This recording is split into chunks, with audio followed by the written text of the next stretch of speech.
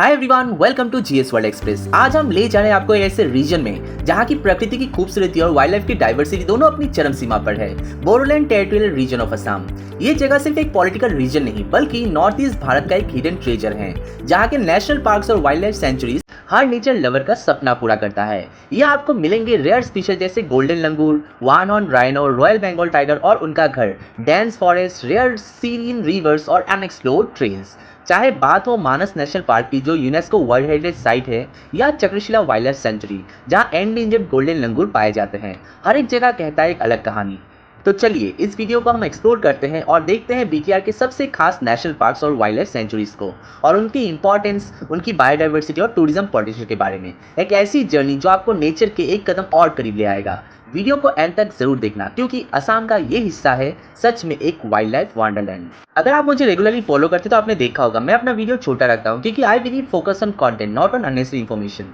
Simply बोलो तो सीधी बात, नो बकवास। तो चलिए वीडियो को शुरू करते हैं। Welcome to Manas national park. Assam का एक ऐसा नेचुरल जैम जो हर wild life and nature lover के बकेट लिस्ट में होना चाहिए। लोकेशन की बात करें तो मानस नेशनल पार्क हिमालय के फुट हिल्स में बसा है, आसाम के बाक्सा और चिरांग डिस्ट्रिक्ट में। ये पार्क अपने आप में ही एक बड़ा एरिया कवर करता है, 850 स्क्वायर किलोमीटर्स का। और सबसे खास बात, ये डायरेक्टली भूटान के रॉयल मानस नेशनल पार्क से कनेक्टेड है। मतलब ये border crossing ecosystem wild life के लिए एक स्वर्ग जैसा है। मानस रिवर जिसके नाम पर ये पार्क रखा गया है, पार्क के वेस्ट साइड में बहती है। ये सिर्फ एक रिवर नहीं बल्कि इंडिया और भूटान के बीच का इंटरनेशनल बॉर्डर भी है। ब्रह्मपुत्र के मेजर ट्रिब्यूटरीज में ये रिवर और प्लेन्स में जाके दो रिवर्स में डिवाइड हो जाता है, बेकी और फोल्टा दुआ। पार्क का एलिवेशन 60 से लेके 1500 मीटर्स तक है। इस हाइट वेरिएशन की वजह से यहाँ इनक्रेडिबल बायोडाइवर्सिटी मिलती है। मतलब हर हाइट पे अलग प्रकृति और वाइल्ड लाइफ। मानस नेशनल पार्क की सबसे बड़ी खासियत यह है कि ये एक नहीं बल्कि 5 प्रेस्टिजियस रिकॉग्निशंस का हकदार है। Natural world heritage site, tiger reserve, elephant reserve, biodiversity reserve और एक इम्पॉर्टेंट बर्ड एरिया भी। 1989 में इसे मानस बायोस्फीयर रिजर्व डिक्लेयर किया गया और 1990 में काहितामा, कोकिलाबाड़ी और पानबाड़ी रिजर्व फॉरेस्ट को इंक्लूड करके इसका एक्सपांशन हुआ। लेकिन 1992 में यूनेस्को ने इसे world heritage site in danger declare किया due to heavy poaching and terrorism. पर आज कंटिन्यूअस एफर्ट्स के बाद ये पार्क फिर से अपनी शान वापस पा रहा है।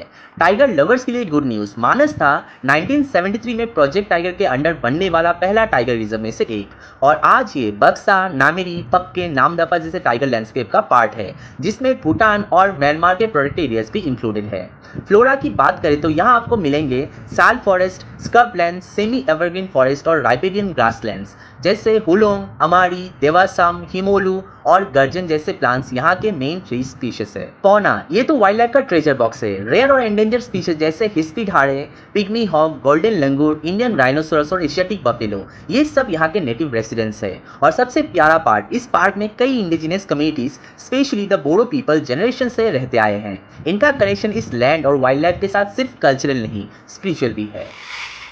दोस्तों अब चलते हैं एक नए लेकिन बहुत ही खास नेशनल पार्क की तरफ, जिसका अनाउंसमेंट अभी हाल ही में हुआ था लेकिन जिसका इकोलॉजिकल इंपॉर्टेंस हजारों सालों से है। Welcome to Raimona national park, Assam का 6th नेशनल पार्क जो ऑफिशियली डिक्लेयर हुआ था 5 जून 2021 वर्ल्ड एनवायरनमेंट डे के दिन। ये पार्क लोकेटेड है बोडोलैंड टेरिटोरियल रीजन में और जिसका एरिया इंक्लूड करता है रिपुर रिजर्व फॉरेस्ट का नॉर्थर्न पार्ट, जो कि मानस नेशनल पार्क का वेस्टर्न मोस्ट बफर जोन भी बनता है। और इससे कनेक्टेड होने की वजह से Raimona actually forms a part of one of the largest forest belts in the eastern Himalayas. Geography की बात करें तो वेस्ट साइड पर सोनकोश रिवर, ईस्ट साइड में सरलभंगा रिवर और साउथ में पिकवा रिवर, ये तीनों रिवर्स ब्रह्मपुत्र के ट्रिब्यूटरीज है जो पार्क को नेचुरल बाउंड्री लाइंस देती है। सबसे यूनिक चीज ये है कि रायमोना शेयर करता है forest patches with Phibsoo wild life sanctuary और Jigme Singye Wangchuck national park of Bhutan. इस कॉम्बिनेशन से बनता है एक trans boundary conservation landscape of more than 2400 square kilometres. मतलब एक ऐसा इको कॉरिडोर जहां एनिमल्स फ्रीली मूव कर सकते हैं इंडिया और भूटान के बीच। फ्लोरा और फोना, ये तो है रायमोना का क्राउन ज्वेल।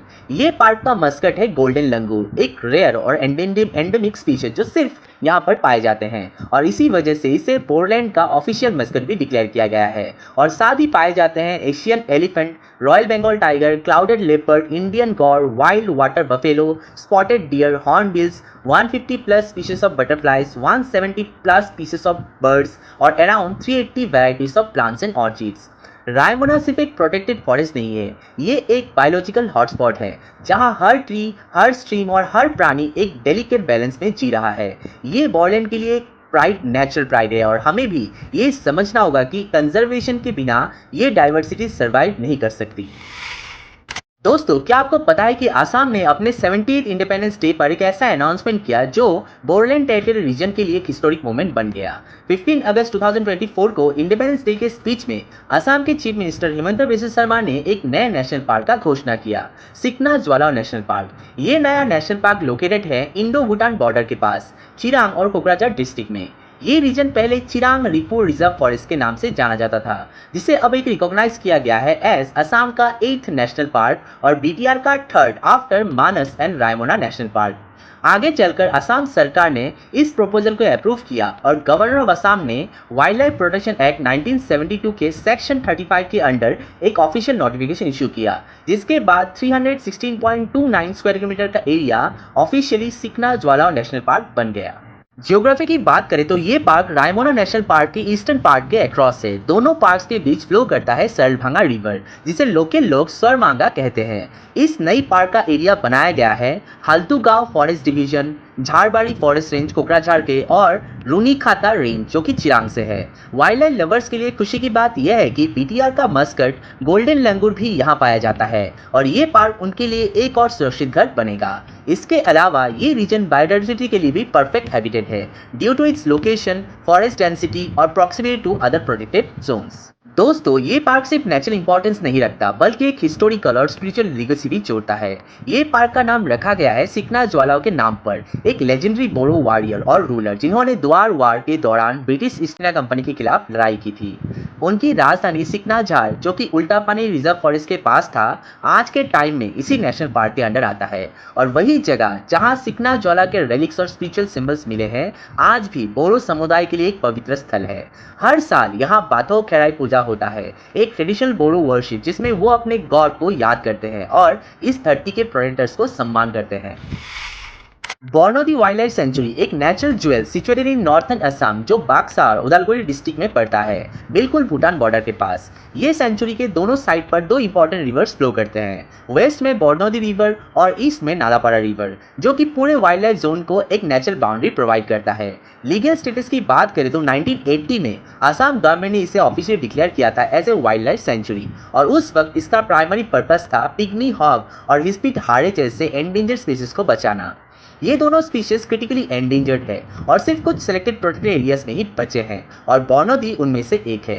अब बायोडाइवर्सिटी की बात करें तो ये छोटी सेंचुरी होने के बावजूद यहाँ का वाइल्ड लाइफ बड़ा इंप्रेसिव है। Asian elephant, royal Bengal tiger और इंडियन गौर जैसे रेयर और मैजेस्टिक एनिमल्स यहाँ रेगुलरली देखे जाते हैं। वेजिटेशन और फॉरेस्ट टाइप भी काफी यूनिक है। बरनौली सेंचुरी का 60% हिस्सा ग्रासलैंड था, जो आज मोस्टली ग्रासी वुडलैंड में बदल गया है। नॉर्थ में मिलेगा आपको ट्रॉपिकल मॉइस्ट डेसिडियस फॉरेस्ट और साउथ पार्ट में ज्यादा है मिक्स स्क्रब और ग्रासलैंड, जिसमें कुछ स्कैटर्ड ट्रीज होते हैं। लेकिन ये भी सच है कि यह सेंचुरी काफी हद तक ह्यूमन एक्टिविटी से मॉडिफाई हो चुका है। नेचुरल वेजिटेशन काफी जगह क्लियर कर दिया गया है और उसकी जगह लगाया गया है कमर्शियल प्लांटेशन जैसे बॉम्बेक सीबा, टेक्टोना ग्रैंडिस, यूकैलिप्टस और थेज ग्रासेस जैसे सैचुरम, फ्रैगमाइट्स और थेमेडा। दोस्तों, बरनौली वाइल्ड लाइफ सेंचुरी एक ऐसी जगह है जहां नेचर और मैनकाइंड का बैलेंस बनाना हमारी जिम्मेदारी है। जहां एक तरफ रेयर स्पीशीज के लिए ये एक सेंचुरी है, वही दूसरी तरफ प्लांटेशन और एनक्रोचमेंट के लिए ये इकोलॉजी को चैलेंज कर रहा है। लेकिन अगर हम चाहते हैं कि ये स्पीशीज सर्वाइव करे तो हमें कंजर्वेशन एफर्ट्स को सपोर्ट करना होगा, चाहे वो अवेयरनेस हो, इको टूरिज्म हो या कम्युनिटी इन्वॉल्वमेंट। ये वाइल्ड लाइफ सेंचुरी छोटी जरूर है लेकिन नेचुरल ब्यूटी और बायोडाइवर्सिटी में किसी से कम नहीं। ये है Chakrashila wild life sanctuary, Assam का एक हिडन जेम। ये सेंचुरी लोकेटेड है कोकराझार और धुबरी डिस्ट्रिक्ट के बीच और इसका एरिया है लगभग 45.6 स्क्वायर किलोमीटर्स। चक्रशिला का टेराइन काफी हिली है, जिसमें मिलेगा आपको ट्रॉपिकल मॉइस्ट फॉरेस्ट से लेकर मिक्स डेसिडियस वेजिटेशन तक का नेचुरल मिक्स। यहाँ पर दो खूबसूरत लेक्स भी है, धीर बिल और दिप्लाई बिल, जो सेंचुरी के इकोसिस्टम को और भी ज्यादा डाइवर्स और रिच बनाते हैं। अब थोड़ा हिस्ट्री की बात करें। चक्रशिला हिल को पहली बार 1966 में रिजर्व फॉरेस्ट डिक्लेयर किया गया था, लेकिन असली कंजर्वेशन स्टोरी शुरू हुआ बाद में, जब नेचर्स बेकॉन जैसे लोकल एक्टिविस्ट ग्रुप ने गोल्डन लंगूर के प्रोटेक्शन के लिए आवाज उठाया। उनके एफर्ट्स के बाद फाइनली 1994 में आसाम गवर्नमेंट ने इस एरिया को वाइल्ड लाइफ सेंचुरी का स्टेटस दिया और तब से ये एक सेफ होम बन गया फॉर गोल्डन लंगूर्स। आपको जानकर हैरानगी होगी कि चक्रशिला है इंडिया का दूसरा protected habitat for the endangered golden langur. ये रेयर प्राइमेट सिर्फ इंडो भूटान बॉर्डर रीजन में पाया जाता है और आज भी काफ़ी वल्नरेबल है। वाइल्ड लाइफ की बात करें तो यहाँ का बायोडाइवर्सिटी लेवल सुपर्ब है। 200 plus bird species, mammals like leopard, pangolin, reptiles including snakes and lizard, ये दिखाता है कि ये सेंचुरी कितनी इकोलॉजिकली इंपॉर्टेंट है। दोस्तों, चक्रशिला वाइल्ड लाइफ सेंचुरी सिर्फ एक प्रोटेक्टेड एरिया नहीं है, ये एक community lead conservation success story है, जहाँ एक लोकल ग्रुप ने आवाज़ उठाया और एक पूरी स्पीशीज का फ्यूचर बदल गया। आज हमें भी ये सोचना चाहिए कि हर छोटी वाइल्ड लाइफ सेंचुरी का अपना एक बड़ा रोल होता है, और अगर हम चाहते हैं कि गोल्डन लंगूर जैसे अनोखे जीव सर्वाइव करे तो हमें उनके फॉरेस्ट को भी प्रोटेक्ट करना होगा और उनकी कहानी सब तक पहुँचानी होगी। तो दोस्तों, बोरलैंड टेरिटरी रीजन सिर्फ एक जमीन का टुकड़ा नहीं बल्कि प्रकृति का एक जीता जागता म्यूजियम है, जहां हर पेड़, हर प्राणी और हर पहाड़ एक कहानी सुनाता है। मानस एंड रायमोना का रॉ ब्यूटी हो, सिकना जोलाव का इतिहास या चक्रशिला की शांति या बोर्निदी का बायोडाइवर्सिटी, बीटीआर का हर कोना एक नेचर लवर का सपना है।